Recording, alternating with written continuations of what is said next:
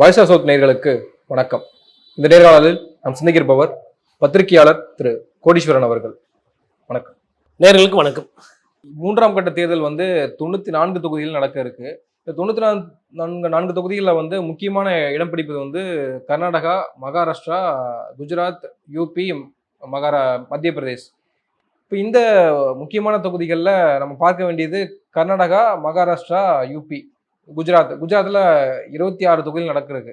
ஆனால் மோடி தங்களுடைய கோட்டையாக நினைக்கக்கூடிய இடங்கள்ல கூட ராகுல் காந்தி பாகிஸ்தானோட தொடர்புல இருக்காரு அப்படின்னு பிரச்சாரத்தை மேற்கொள்றது, அதெல்லாம் நம்ம எப்படி எடுத்துக்கிறது? 94 தொகுதிகள் என்ன நிலவரத்துல இருக்குன்னு நினைக்கிறீங்க?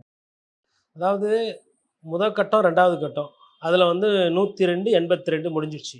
அதேமாதிரி 96, 97 நினைக்கிறேன். அந்த கிட்டத்தட்ட 90லேருந்து 100க்குள்ளே ரெண்டுத்துலையுமே. இந்த ரெண்டுத்தையும் சேர்த்திங்கன்னா உங்களுக்கு கிட்டத்தட்ட அது ஒரு 180, 190 சீட்டு வருது. இந்த 180, 190 சீட்டு தான் ரொம்ப ரொம்ப முக்கியம். இதுதான் ஆட்சியை மாற்றுறதா, இல்லை ஆட்சியை பிஜேபிக்கு மெஜாரிட்டி குறையிறதா, இல்லை பிஜேபிக்கு மெஜாரிட்டி வர்றதான்னு முடிவு பண்ண போகிற இடம். குறிப்பாக சொல்லணும்னா என்ன காரணம்னா, 303 சீட்டு ஜெயிச்சாங்க பாரதிய ஜனதா கட்சி. அந்த 303 சீட்டில் அதிகமான இடங்கள் இந்த இடத்துல இருக்குது. பிரச்சனைக்குரிய இடமும் இதுதான்.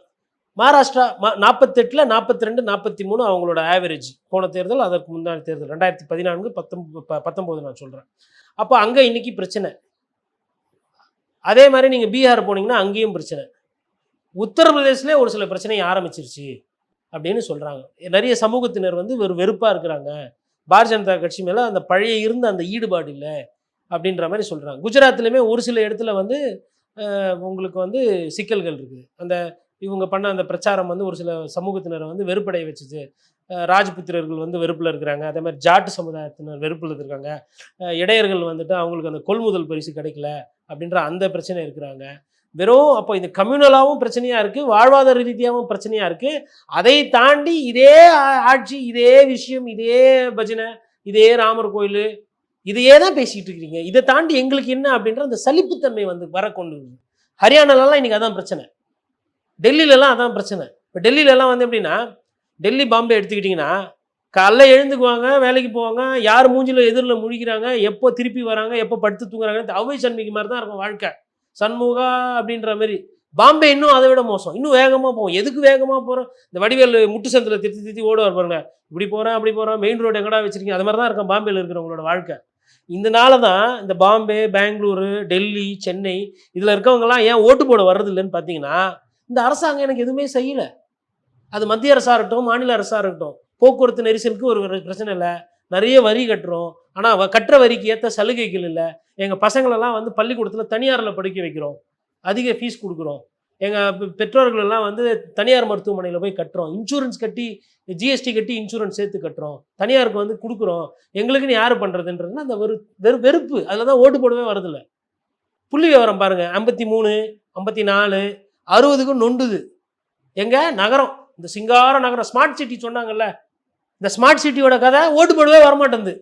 ஸ்மார்ட் சிட்டியில் எத்தனை கொட்டுறது, சிமெண்ட்டையும் ஸ்டீலையும். காசு எதுக்கு? ஸ்மார்ட் சிட்டி நல்லா ஆகணுன்ட்டா இல்லை, கான்ட்ராக்டருக்காரங்க நல்லா ஆகணும், கான்ட்ராக்டருக்காரங்க மூலமாக நம்ம நல்லா ஆகணும்.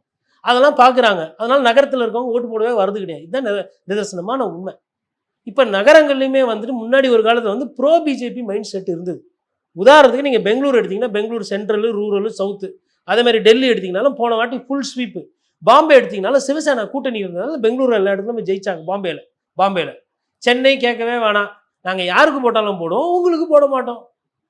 சென்னை மத்திய மாவட்டம், சென்ட்ரல், நார்த்து, சவுத்து வேணால் 3 சவுத்தில் ஒரு 3% ஓட்டு போட்டாங்கன்னா, நார்த்தில் ஒரு 5% கூட்டு ஓட்டு போடுவோம் வட சென்னையில். ஆனால் உங்களுக்கு இல்லை. இப்படி தான் இருக்கிறாங்க மக்கள். அப்போது சிட்டிலையுமே நிறைய இடத்துல போலிங் குறைஞ்சி கொண்டே போகுது. இது பாரதிய ஜனதா கட்சிக்கு நல்ல சமிக்கை அல்ல. இதுல நீங்க சுட்டிக்காட்டினது போல கர்நாடகாவில் ரேவண்ணாவினுடைய அந்த பாலியல் குற்றச்சாட்டுகள் மிகப்பெரிய அளவுக்கு பூதாகரமாக வெடிச்சுக்கிட்டு இருக்கு. ஆனால் இப்போ நம்ம இங்கேயே பார்த்தோம் இல்லையா, தமிழ்நாட்டிலேயே பொள்ளாச்சி பாலியல் குற்ற வழக்கு அந்த சம்பவங்கள்லாம் வந்தப்பவே கூட அதன் பிறகு மீண்டும் அதே இடங்கள்ல அதிமுக தான் நிறைய இடங்களை கைப்பற்றினாங்க. இப்போ அதே மாதிரி அங்கேயும் அந்த ரேவண்ணா அப்படின்ற அந்த குற்றச்சாட்டு, அவங்களுடைய பாலியல் குற்றச்சாட்டுகள் பெரிய அளவுக்கு களத்துல ரியாக்ட் ஆகாது அப்படின்றதான் அங்க இருக்கக்கூடிய செய்திகள் சில ஊடகவியலாளர்கள் சொல்றாங்க. அதை நம்ம எப்படி எடுத்துக்கிறது? இன்னொரு புறம் மகாராஷ்டிரால சரத்பவாரினுடைய மகளுக்கும் அஜித் பவாரினுடைய மனைவிக்கும் இடையேயான ஒரு போட்டி, அதை எப்படி நம்ம எடுத்துக்கிறது? ரொம்ப கரெக்டான ஒரு கேள்வி கேட்டீங்க. துல்லியமான கேள்வின்னு சொல்லலாம். இப்போ பொள்ளாச்சியில வந்துட்டு பெண்கள் பாலியல் பிரச்சனை வந்தப்போ அது அதிமுக தோத்துருக்குமே, அதிமுக அங்கே எப்படி ஜெயிச்சது? அப்போ அதிமுக அங்கே ஜெயிக்குதுன்னா பாரதிய ஜனதா கட்சியும் கர்நாடகாவில் ஜெயிக்கணுமே அப்படின்ட்டு. இது எப்படின்னு பார்த்தீங்கன்னா, பொள்ளாச்சி பிரச்சனை வந்து பெருசாச்சு, பேசு பொருளாச்சு. ஆனால் அந்த ஊர் மக்கள் வந்து அதை ஒண்டி பார்க்கல. அவங்க அதை தாண்டி என்ன நினச்சாங்கன்னா, இந்த ஒரு சில நேரத்தில் வந்து திமுகவில் இருக்கிறவங்க வந்தால் நமக்கு வந்து ஒரு வியாபார ரீதியாக சிக்கல் வரும். அதுக்கப்புறமா வந்து சாதி ரீதியாக வந்து எடப்பாடி பழனிசாமி அவர்களுக்கு நம்ம நெருக்கமாக இருக்கிற மாதிரி நினச்சி சிந்திச்சு அவங்க ஓட்டு போட்டாங்க. அதனால் மற்ற இடத்துல எல்லாம் ஜெயித்தாலும் கோயம்புத்தூர், பொள்ளாச்சி, சேலம், ஈரோடெல்லாம் பார்த்தீங்கன்னா அதிமுகவுக்கு ஒரு ஆதரவான ஒரு நிலைப்பாடு. திமுகவுக்கு ஓட்டு வரல. ஆனால் ஆட்சி மாற்றம் என்பது நடந்து விட்டது. இது மொதல் பார்வை. இப்போ இங்கே வருவோம் நம்ம கர்நாடகாவுக்கு. கர்நாடகாவில் பாலியல் பிரச்சனை சர்ச்சைன்றது கடைசி நொடியில் தான் இப்போ அது பேசு பொருளாச்சு. அந்த வீடியோ ரிலீஸ் ஆன நேரமே பார்த்தீங்கன்னா பொள்ளாச்சி மாதிரி முன்னையே ஆகலை. பொள்ளாச்சி முன்னையே ஆகி அது ஒரு பேசு பொருளாகி சர்ச்சையாகி கைது வரலும் போய் போதிய நடவடிக்கை இல்லை. அதில் வந்து குற்றவாளிகள் வந்து இன்னும் அது அழுத்தம் வரலன்றதான் நம்மளோட குற்றச்சாட்டு. ஆனால் இதில் வந்து பார்த்தீங்கன்னா தேர்தல் அந்த கடைசி 14 தொகுதியில் ஒரு நாளைக்கு முன்னாடி தான் அந்த வீடியோ வைரலாக போகுது. காங்கிரஸ் கட்சி இதை ஒண்டியே வைத்து பிரச்சாரம் பண்ணல.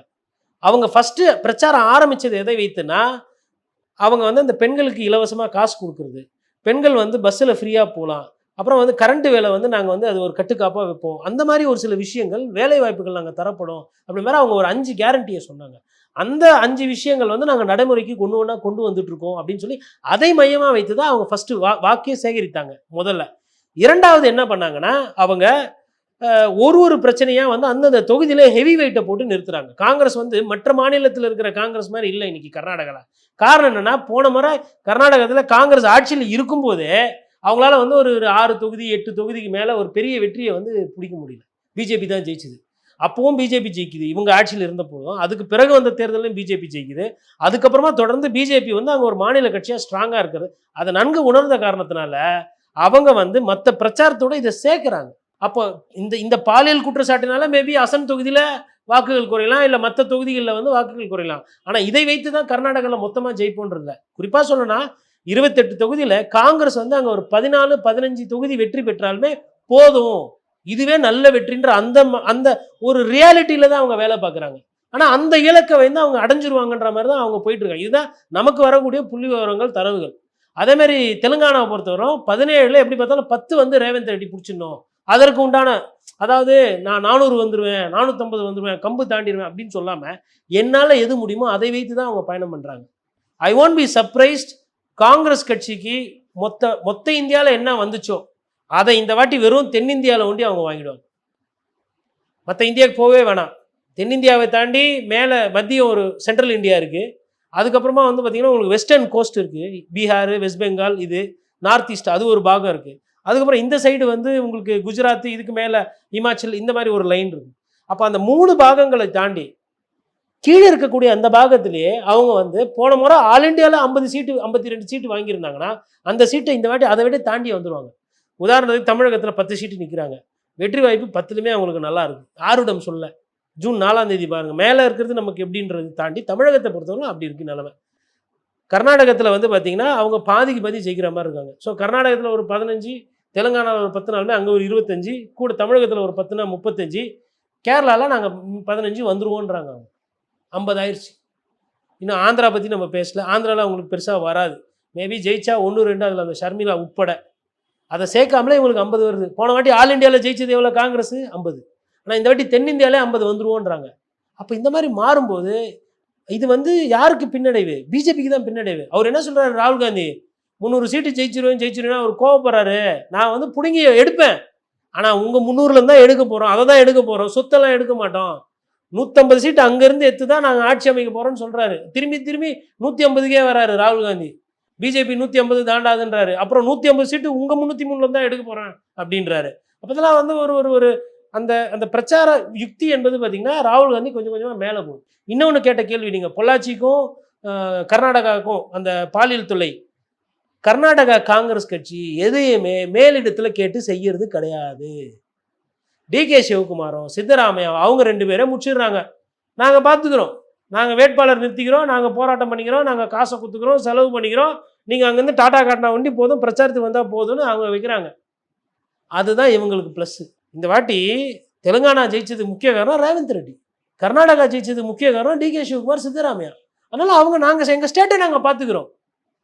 இப்போ அடுத்து திருப்பி வந்து ஆந்திராவும் செட்டரைட் ஆயிடுச்சுன்னா பழைய பொசிஷன் வந்துடுவாங்க சவுத் இந்தியாவில். அதனால் இப்போ அவங்களுக்கு வந்து ஒரு ஏறுமுகமாக தானே இருக்குது. யோகேந்திரா அது கூட ஒரு ட்வீட் போட்டிருந்தாருன்னு நினைக்கிறேன். உத்தரப்பிரதேசத்திலே வந்து நிறைய இடத்துல பிரச்சனை இருக்குது. அதாவது 10 பேர் பிஜேபிக்கு ஓட்டு போடுறதுல ஒருத்தரோ இல்லை 2 பேரோ மாற்றி போட்டாவே 20 சீட்டு போயிடும் கையை விட்டு பிஜேபி கூட்டணிக்கு. ஏன்னா காங்கிரஸோட வாக்கும் சமாஜ்வாடியோட வாக்கும் ஒன்றோட ஒன்று ஒருங்கிணைக்குது. குறைந்தபட்ச வாக்குகளாக இருக்குமே ஆனாலும் அந்த வாக்குகள் ஒன்றிணையுது. பகுஜன் சமாஜ்வாடியோட கட்சியோட வாக்கு விகிதாச்சாரம் சரியுது. சரிகிற வாக்கு எங்கே போகுதுன்னு பார்த்தா கண்டிப்பாக பிஜேபிக்கு போகல. அந்த ஓட்டு ஒன்று காங்கிரஸ் கூட்டணிக்கு வரும், இல்லைன்னா வேற எதுலனா போய் விரயமாகும். அது அங்கே போகல. அப்போ காங்கிரஸோட அந்த கூட்டணியோட வாக்கு விகிதாச்சாரம் ஏறுறதுக்கு உண்டான சாத்தியக்கூறுகள் இருக்கு. ஜாட் சமூகத்தினர் கோபத்தில் இருக்கிறாங்க, யாதவ சமூகத்தினர் கோபத்தில் இருக்கிறாங்க, ராஜபுத்திரர்கள் கோபத்தில் இருக்கிறாங்க அப்படின்னு நிறைய சமுதாயத்தில் அந்த பிரச்சனை இருக்கு அப்படின்னு சொல்றாரு. அப்போ வந்தவரெல்லாம் லாபம்னு பார்க்கும்போது மேபி ஒரு 20 சீட்டு இல்லை 25 சீட்டு 80ல் காங்கிரஸ் கூட்டணி வந்துச்சுனாவே ஓட்டை யாருக்கு பெருசாக விழுவாங்க? பிஜேபிக்கு தான் விழும். நன்றி. நிறைய விஷயங்களை சுவாரஸ்யமாக பகிர்ந்துருக்கீங்க. உங்கள் நேரத்துக்கு மிக்க நன்றி. நேயர்களுக்கு நன்றி, வணக்கம்.